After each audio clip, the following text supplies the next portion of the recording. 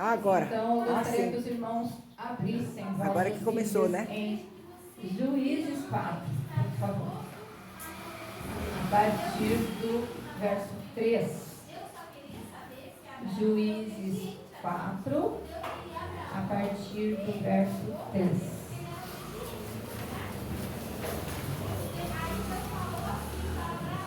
Amém?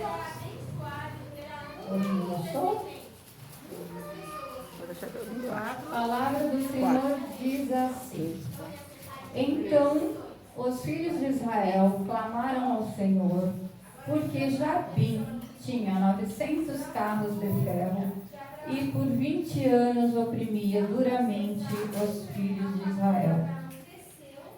4. Débora, profetiza, mulher de Lapidote, liderava Israel nesse tempo. 6. Ela mandou chamar Baraque, filho de Abinoam, de Quedes e Naphtali, e lhe disse: O Senhor, o Deus de Israel, te ordena: vai, leva contigo 10.000 homens dos filhos de Naphtali, dos filhos de Zebulon, ao monte Tabor. 7. E farei ir a ti para o ribeiro Quizon, a Sísera, comandante do exército de Jabim, com os seus carros e com as suas tropas, e o darei nas tuas mãos. Então lhe disse Baraque: se fores comigo, irei, mas se não fores comigo, não irei. 9. Respondeu ela: certamente irei contigo, mas não terá a honra desta expedição, pois nas mãos de uma mulher o Senhor entregará Sísera. Vamos até o 9, por enquanto. Irmãos, nessa época, Israel, o povo de Israel já tinha conquistado a terra prometida junto com Josué, né? Só que Josué morreu. Então, Josué substituiu Moisés e Josué não deixou ninguém para substituí-lo. Então, o povo estava assim, cada um por si e Deus por todos.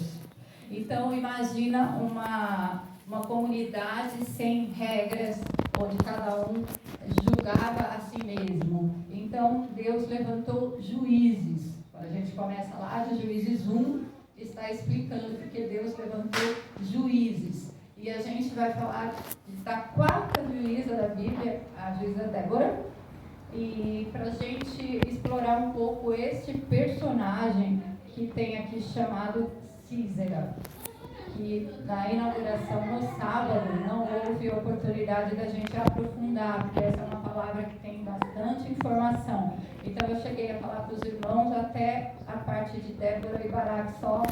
Os irmãos lembram, né, que acho que todos estavam aqui naquele sábado, foi antes do louvor das irmãs, e hoje a gente vai falar do capítulo 4, uma parte do capítulo 5 inteiro.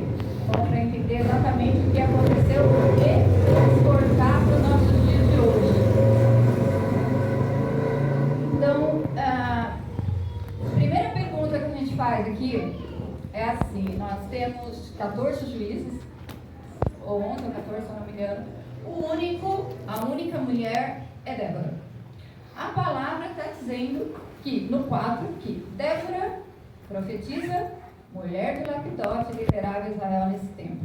Ou seja, Débora era uma mulher casada. Ela tinha casa, ela tinha seus compromissos como esposa, provavelmente limpava a casa, provavelmente ia pegar água, provavelmente tudo aquilo que as mulheres faziam naquele dia. Mas ela também atendia o povo de Israel debaixo de uma palmeira. Por ela ser mulher, isso precisava ser à vista, porque ela não podia ficar num lugar fechado e atender homens e mulheres. Então ela atendia debaixo de uma palmeira. Aí vem a primeira pergunta: por que Deus não escolheu Lapidote? Porque nessa época, irmãos, as mulheres eram tremendamente desvalorizadas. Não existia valorização nenhuma. Elas eram usadas como despojo das guerras. Então, quem ganhava a guerra levava as mulheres daquele reino e usava como... usava de todo jeito ruim, irmãos. Era coisas assim que a gente vê que é até assustador, né? E então não tinha valorização nenhuma. Aí a gente pergunta, por que Deus levanta Débora? Foi a minha primeira pergunta quando eu comecei a estudar Juízes 4. Por que não Lapidote? Porque a Bíblia está bem clara dizendo que ela é casada, ela tem um esposo. Mas por que levantou Débora? Então eu fui procurar essa resposta, conversando, meditando nessa palavra, e achei uma resposta em Gálatas, através do apóstolo Paulo, Gálatas 3:28. Os irmãos nem precisam abrir, é curto, eu anotei aqui no meu esboço. Gálatas diz assim: nisto não há judeu nem grego, não há servo nem livre, não há macho nem fêmea, porque todos vós sois um em Cristo Jesus. Ou seja, Deus levanta e usa quem Ele quer. O coração de Débora era o coração segundo Deus de Israel. Naquela ocasião, não era de Lapidote, não era do José, do João, do Pedro, era da Débora. Então Deus levantou Débora. E Débora fez muito bem a sua parte, porque além dela ser juíza, ela também era profetisa.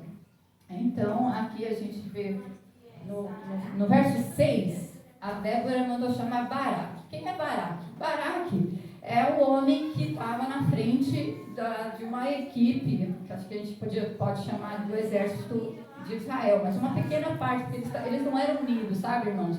Teve uma briga aqui para essa luta, tipo Rubens brigava uma parte de Rubens com a outra parte, uma parte queria lutar contra os cananeus e outra parte não queria ir. No final não foi nenhuma parte de Rubens, nem outra parte de Rubens.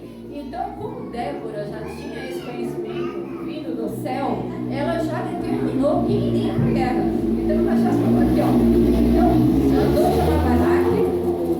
O Senhor, o Deus de Israel, lhe ordena: vai, leva contigo 10.000 homens das tribos de Naphtali e de Zebulon. Já deu o caminho, já deu a solução, né? Porque era muito bagunçado mesmo naquela época. Então, alguns historiadores chamam o Baraque de um homem fraco por conta desse versículo, que o 8, que ele disse: eu irei, se você fores comigo, Débora. Aí no 9, Débora respondeu: certamente irei contigo, mas não será tua a honra dessa expedição, pois nas mãos de uma mulher o Senhor entregará Sísera. Só para dizer para os irmãos, essa mulher que teve essa honra não é Débora, é uma outra mulher, que a gente vai entender um pouquinho mais para frente, tá? Não foi Baraque, apesar que o Baraque, ele está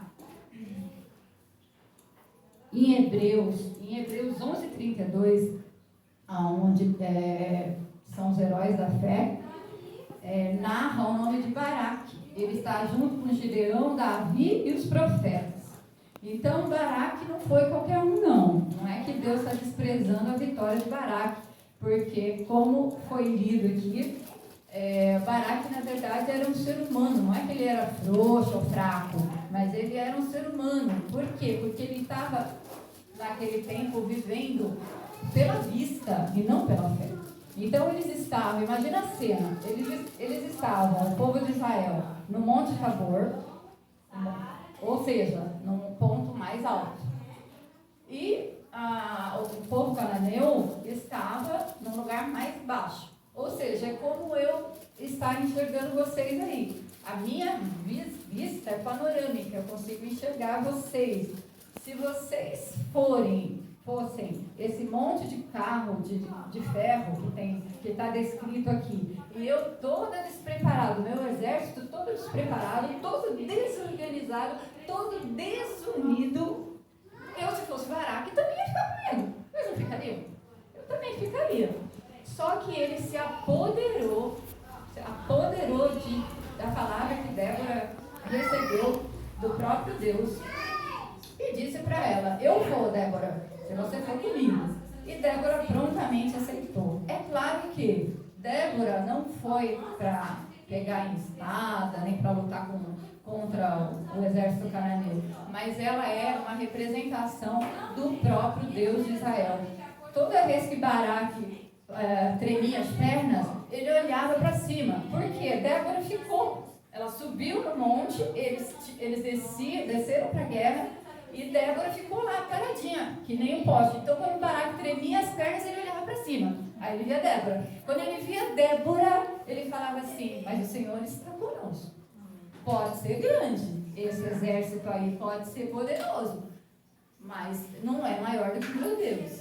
A gente transportando para o nosso tempo de hoje, gente, a gente vê muitos nossos problemas como esse exército cananeu, porque a gente não se sente o suficiente forte para enfrentar os problemas, para enfrentar tanta dificuldade que tem nesse mundo, para enfrentar o pecado. É muito difícil. Quando a gente olha, parece que a gente não vai dar conta. Se a gente for por vista, a gente não dá conta. Eu dou um depoimento pessoal para vocês. Quando eu olho o meu cronograma de edição de fotografia no meu estúdio, eu me sinto tão fraca, irmãos. Eu olho, vejo, é como se fosse 900 cabos de ferro vindo na minha direção, e eu não tenho como resolver, porque é muita coisa acumulada desde 2019. É uma coisa muito complicada da gente conseguir achar uma solução. Então, era assim que Baraque, Débora e todo o povo cananeu, o povo israelita e o povo de toda aquela região. Não era só o povo israelita que tinha medo de Sísera. Sísera, o capitão do exército do rei Jabim. Rei Jabim, o rei de Canaã, rei dos cananeus. Todo mundo temia Sísera. Segundo o que eu pesquisei, Sísera era um homem tão ruim, gente. Ele fazia coisas terríveis com os desposos humanos da guerra, porque eles ganhavam guerra, todo tipo de guerra eles ganhavam.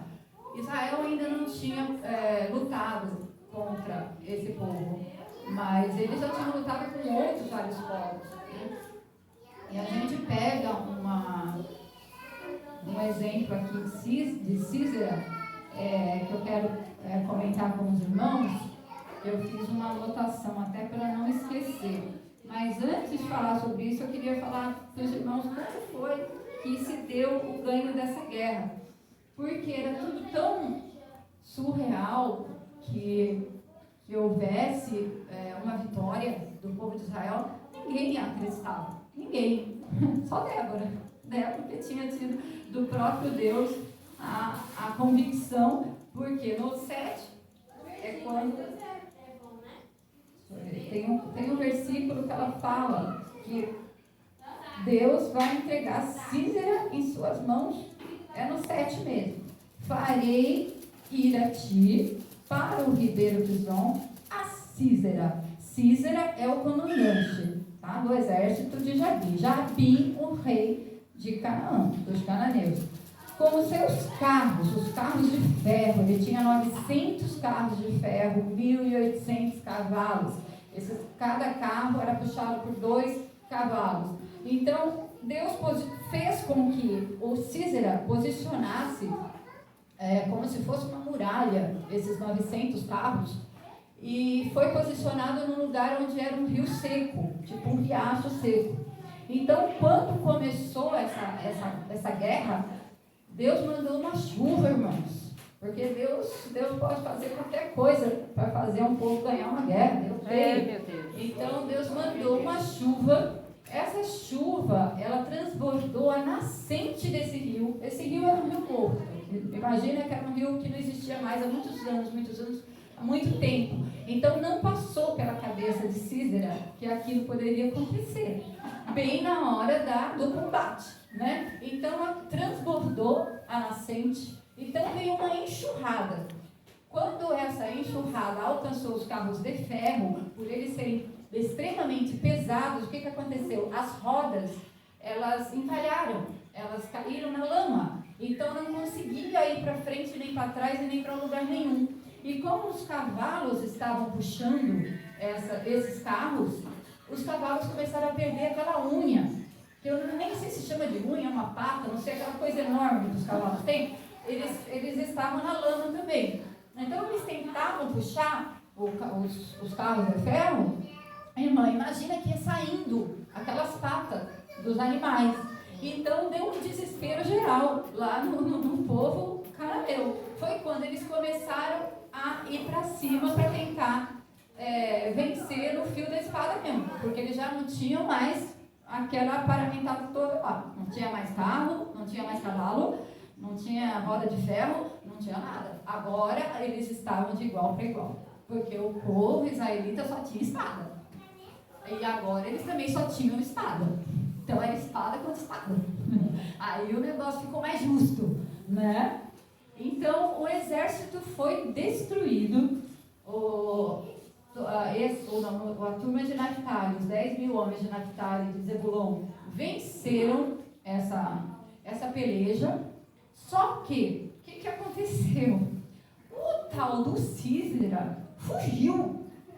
Todos, a palavra diz que todos, em Juízes 5, tá? A gente vai ter essa narrativa, mas a gente não vai lá para a gente ganhar tempo. Todos foram mortos, menos o mentor, menos o chefe, menos o líder, menos o comandante. O ruim, a coisa ruim do Cícero. O que ele fez? Ele saiu de mansinho, pulou lá do cavalo dele, saiu de mansinho e foi tirando as roupas que ele tinha, que identificava ele como chefe, né? Como líder do exército. Até hoje eles usam aquelas patentes aqui, né? Então você imagina que ele tinha uma vestimenta diferente dos outros soldados. Então, para disfarçar, para ele ir disfarçado, ele foi tirando pelo meio do caminho as roupas e entrou numa tenda. Na verdade, ele chegou até a porta dessa tenda, aí que vem a mulher que teve a glória de acabar de vez com o exército, porque a gente não tem como acabar com o exército sem acabar com o mentor do exército. Não tem como você tirar do seu jardim uma erva daninha que está estragando o seu lindo jardim de flores e você deixa a raizinha lá. Você não pode deixar porque ela vai crescer de novo. Então alguém tinha que dar um jeito, um cabo e Sísera. Então Baraque viu o que estava acontecendo e viu que ele tinha entrado na tenda de Jael, que é o nome da mulher que a gente vai falar agora. Vamos ver onde está Jael.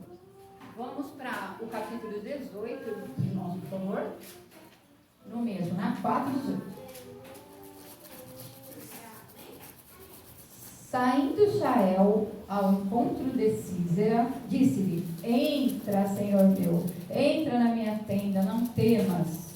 Entrou ele na sua tenda e ela cobriu com uma coberta. 21. Então Jael, mulher de Heber, tomou uma estaca da tenda e, lançando mão de um martelo, foi-se mansamente a ele enquanto estava em profundo sono e muito cansado.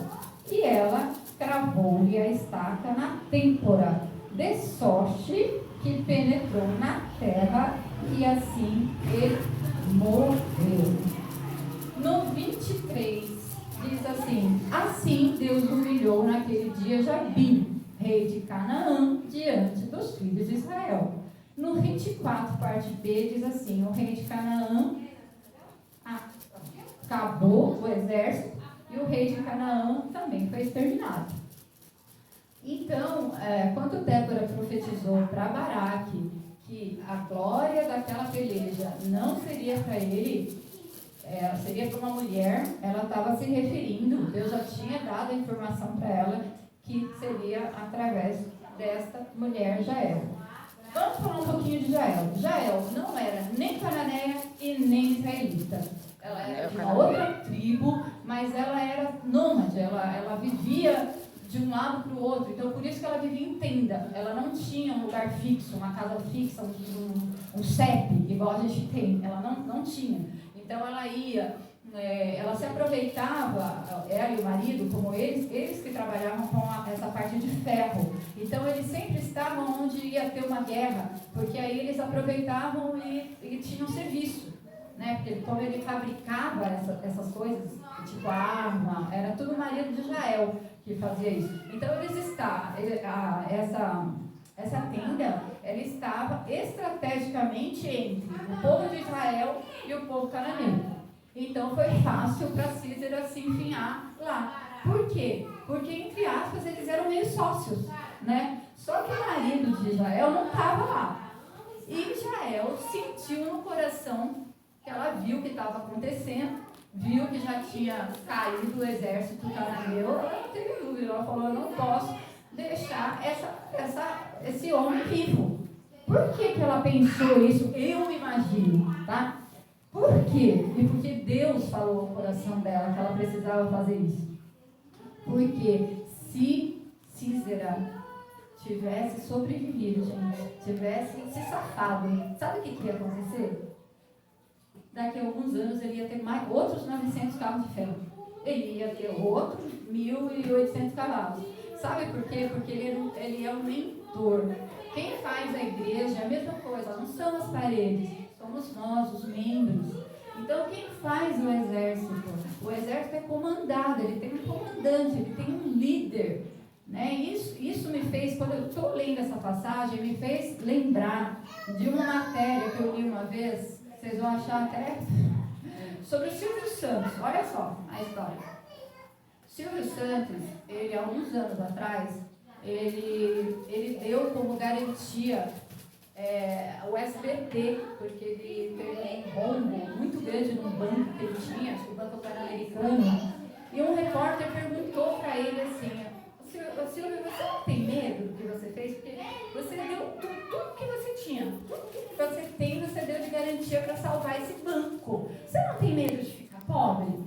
Aí o Silvio Santos respondeu assim: não, tenho medo nenhum, porque eu já fui pobre e eu me tornei rico. Se eu ficar pobre de novo, eu já sei como ficar rico de novo. Então, gente, se Císera tivesse sobrevivido, ele com certeza montaria um novo exército junto com Jabim, em pouco tempo. Porque ele era o mentor, ele era o líder, ele era a cabeça pensante daquele exército. Além dele ser muito ruim de coração, o que ajudava muito. Porque quando a pessoa é muito ruim, parece que ela tem uma tendência a ganhar guerras, né?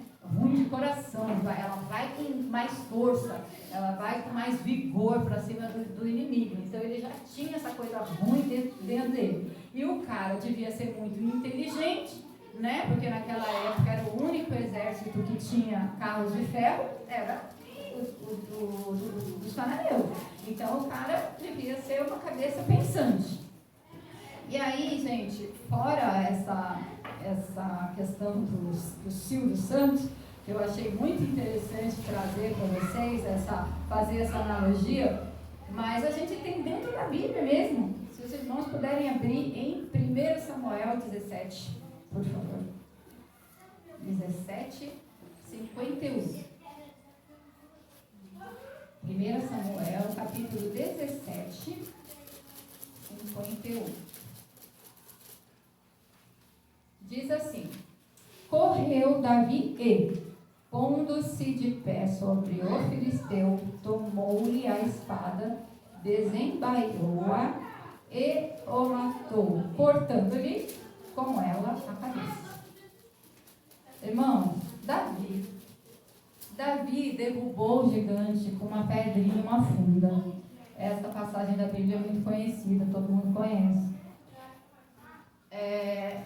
Mas se o gigante, na hora que caiu, ele tivesse meio morto e não morto completamente, como o caso lá que Jesus contou sobre a parábola do meio morto.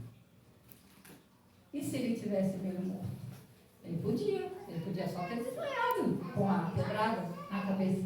Então, o que Davi fez? Ele falou, não vou correr esse risco.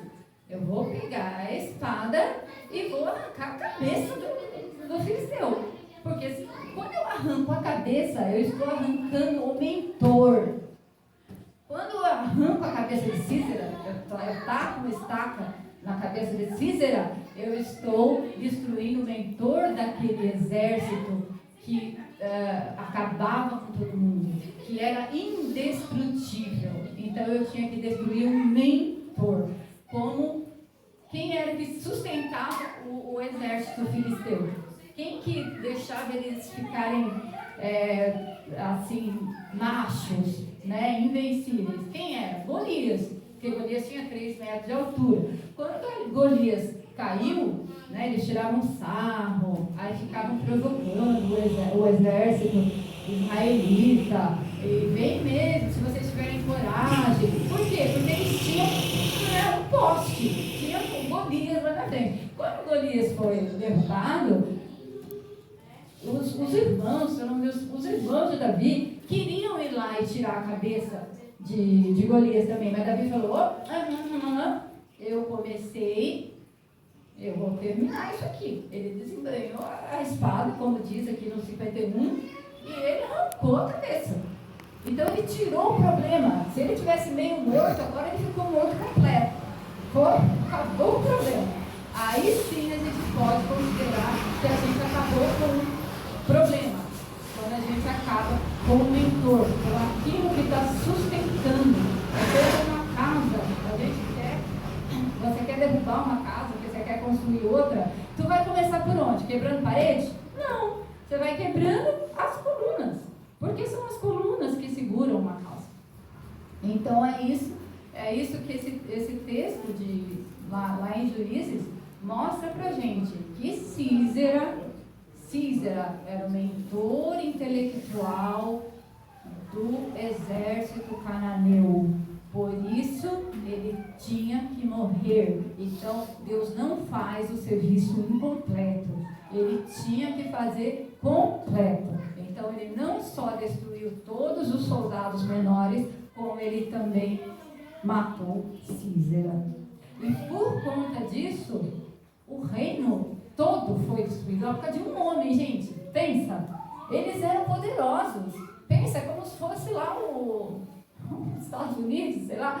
Então, muito poderoso. Então, por causa de um homem, por causa de Císera morto, o Jabim, o rei, foi dizimado.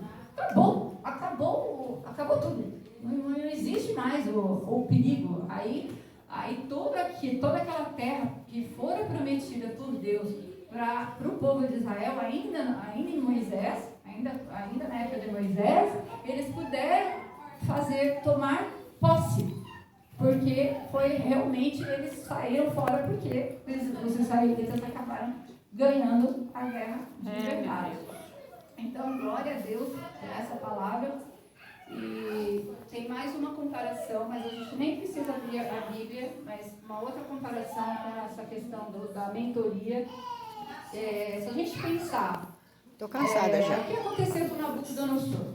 Nabucodonosor era um rei inteligente também, estrategista. Então, quando ele ganhou a guerra e ele pôde trazer os despojos, o que ele fez? Ele separou, diz a palavra, os melhores homens, aqueles que tinham mais estudo, aqueles que eram de boa linhagem, aqueles que tinham algo para acrescentar ao reino dele. Então, é por isso que ele chamou Daniel, Sadraco, Mesaque e Abednego, porque eles eram extremamente, eles eram também cabeças pensantes, eles eram, o Nabucodonosor, na cabeça dele, ele achava assim, eu vou trazer tudo o que tem lá, os despojos do povo lá hebreu, vou trazer para cá as cabeças boas, as cabeças estudadas. Por quê? Porque a Babilônia já é muito forte, mas eu quero que ela seja mais forte ainda, eu quero que ela seja invencível. Para ela ser invencível, eu preciso ter o quê? soldados fortes, eu preciso ter cabeças pensantes, eu preciso ter gente para me apoiar no reinado. Eu preciso ter gente para me apoiar no reinado. Então eu preciso ter cabeças boas para me ajudar a permanecer no poder. Então por isso também, olha, é tudo uma comparação que a gente está conferindo. Lá de Juízes, entendeu? Eu já pulei aqui para Samuel e agora já estou em outra parte aqui em Daniel, né? Que é tudo uma confirmação, porque realmente quando a gente tem um problema, gente, a gente tem que cortar aquela raiz, cortar aquela cabeça. Porque se você deixar o cara meio morto lá, ele pode voltar e acabar com você. Porque quando ele volta mais forte. Por quê? Porque ele volta com mais raiva. Se Cícera tivesse sobrevivido, você imagina o que teria acontecido. Ele teria formado aquele exército tudo de novo, talvez com mais de 900 carros, com mais